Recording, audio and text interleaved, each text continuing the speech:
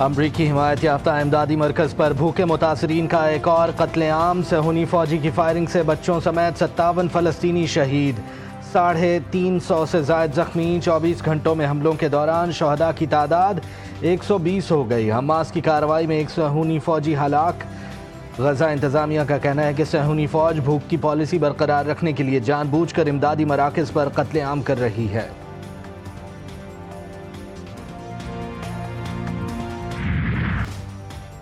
خطے میں ایک اور جنگ کے بادل منڈلانے لگے، ایران اور امریکہ کی ایک دوسرے کو دھمکیاں۔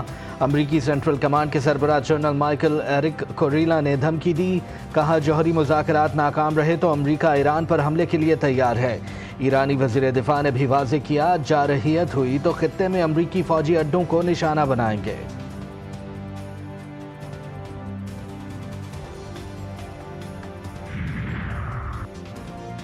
ڈونلڈ ٹرمپ اور ایلان مسک کی لفظی جنگ کے بعد تعلقات میں بہتری آنے لگی۔ ایلان مسک نے کہا، مجھے اپنے کچھ بیانات پر افسوس ہے، اندازہ نہیں تھا معاملات اس حد تک چلے جائیں گے۔ ایلان مسک اور ڈونلڈ ٹرمپ کے درمیان ٹیکس بل کے بعد حالات خراب ہوئے تھے۔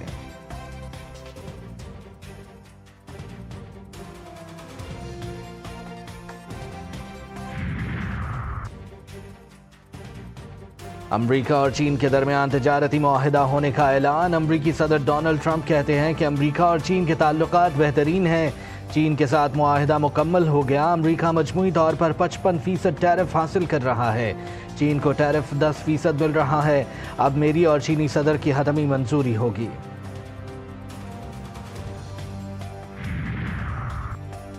کراچی، قائد آباد اور مہلکہ علاقوں میں ایک بار پھر زلزلہ۔ رات 1:44 پر زلزلے کی شدت 2.6 ریکارڈ، گہرائی انتہائی کم، صرف 10 کلومیٹر ہونے سے جھٹکے شدید محسوس ہوئے۔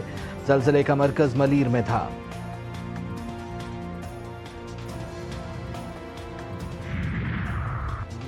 کراچی کے مختلف علاقوں میں رات گئے سرچ آپریشن۔ ناظم آباد کے مختلف علاقوں کی ناکہ بندی، غربی میں بھی پولیس کا منشیات فروشوں کے خلاف گرینڈ آپریشن میں لیڈیز پولیس نے بھی شرکت کی۔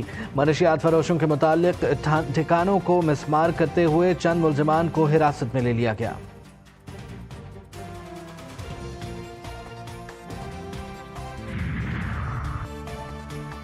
وزیر اعظم شہباز شریف آج متحدہ عرب امارات کا سرکاری دورہ کریں گے۔ اعلیٰ سطح کا وفد ساتھ ہوگا۔ دورے کے دوران اماراتی قیادت سے اعلیٰ سطح کی ملاقاتیں ہوں گی۔ وزیر اعظم شہباز شریف کی شیخ محمد بن زاید ال نہیان سے ملاقات ہوگی۔ دو طرفہ علاقائی اور عالمی امور پر تبادلہ خیال ہوگا۔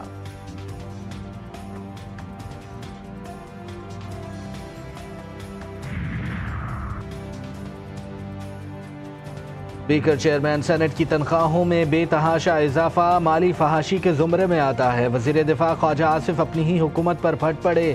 ایکس پر بیان میں حکومت پر تنقید کرتے ہوئے کہا کہ عام آدمی کی زندگی کو ذہن میں رکھیں، ہماری تمام عزت و آبرو عام آدمی کے مرہون منت ہے۔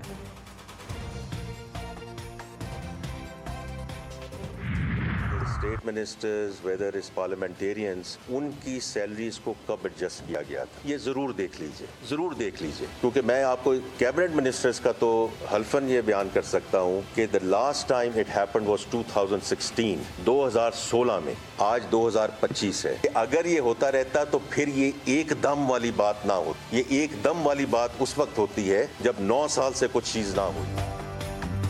تنخواہ 2.5 لاکھ سے بڑھ کر 21.5 لاکھ کیوں ہوئی؟ وزیر خزانہ نے چیئرمین سینٹ اور اسپیکر کی تنخواہ بڑھانے کی وجہ بتا دی۔ کہا 2016 میں کابینہ کے وزراء کی تنخواہ بڑھائی گئی تھی، اگر ہر سال تنخواہ بڑھتی رہتی تو ایک دم بڑھنے والی بات نہ ہوتی۔ سیلری کلاس کی بات ہوئی ہے، اتنی ہم ریلیف دے سکیں ہم دے دیں۔ جہاں تک تنخواہوں اور پینشنز کا تعلق ہے، جیسے ڈائریکٹ لنکیج ود انفلیشن، جو ویدر سیلری اور pension has to be benchmark with inflation, یہ کوئی پاکستان کا رول نہیں ہے، ساری دنیا میں اس میں ایسے ہی بینچ مارک ہوتا ہے کہ انفلیشن کے ساتھ اس کو لنک کیا جاتا ہے۔ بجٹ میں عام آدمی پر بوجھ نہیں ڈالا، تنخواہ دار طبقے کو جتنا ریلیف دے سکتے تھے دیا۔ ٹیکس ریلیف مالیاتی گنجائش کے مطابق ہوتا ہے، ہر چیز قرض لے کر رہے ہیں، ہم مالی گنجائش کے حساب سے ہی آگے جا سکتے ہیں۔ ٹیکسز کے نفاذ کے لیے قانون سازی نہ ہونے پر منی بجٹ لایا جا سکتا ہے۔ وفاقی وزیر خزانہ کا منی بجٹ لانے کا عندیہ۔ मोहम्मद औरंगजेब ने पोस्ट बजट प्रेस कॉन्फ्रेंस में कहा 4000 टैरिफ लाइंस में कस्टम ड्यूटी खत्म कर दी। बजट में बिजली के बिलों पर कोई नया सरचार्ज नहीं लगाया, ज़राअत पर कोई नया टैक्स आयद नहीं किया गया, किसानों को कर्जों की फराहमी और खाद और ज़रई अद्वियात पर टैक्स से इस्तिस्ना दिया।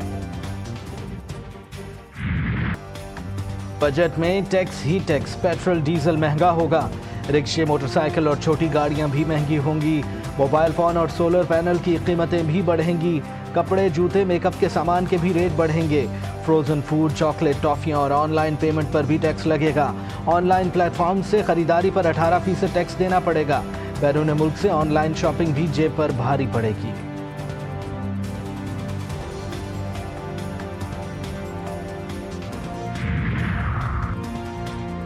तनख्वाहदार तबके से रिलीफ के नाम पर मजाक, 12 लाख सालाना आमदन पर माहाना सिर्फ 2000 रिलीफ। मिडिल क्लास टैक्सों और महंगाई की चक्की में पिस गई।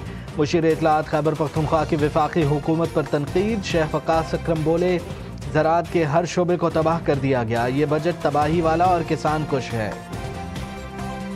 पॉलिसी जो है वो बड़ी इंपॉर्टेंट है। गलत पॉलिसियाँ, मसलन बीज जो है मुकामी उस पे 18% कपास के बीज पे GST जो है वो GST है हमारे मुकामी पे, इसके मुकाबले पे जो आप बाहर से इंपोर्ट करते हैं उस पे 0% है। तो कोई अपने मुकामी ज़िम्मेदार को क्यों प्रमोट करेगा?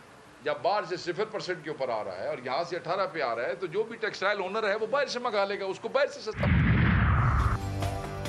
प्लॉट, घर और कमर्शियल प्रॉपर्टीज सस्ती होने का इम्कान, कमर्शियल जायदादों, प्लॉटों और घरों की ट्रांसफर, फेडरल एक्साइज ड्यूटी खत्म। 10 मरला तक के घरों और 2000 मुरब्बा फीट के फ्लैट्स पर टैक्स क्रेडिट मुतारिफ कराया जाएगा। नॉन फाइलर्स गाड़ी और जायदाद नहीं खरीद सकेंगे। चेयरमैन आबाद कहते हैं जायदाद की खरीदारी पर कमी करके फरोख्त करने पर विदहोल्डिंग टैक्स बढ़ाने से प्रॉपर्टी की कीमतों पर असर नहीं पड़ेगा।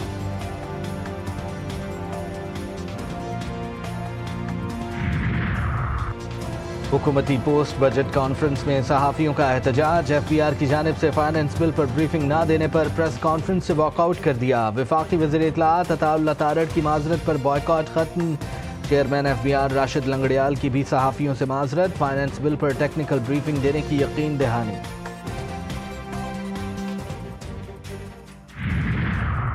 पंजाब का बजट 13 जून के बजाय 16 जून को पेश किया जाएगा। वज़ीर ख़जाना पंजाब कहते हैं पंजाब बजट की तैयारी जारी है, कुछ वक्त लगेगा।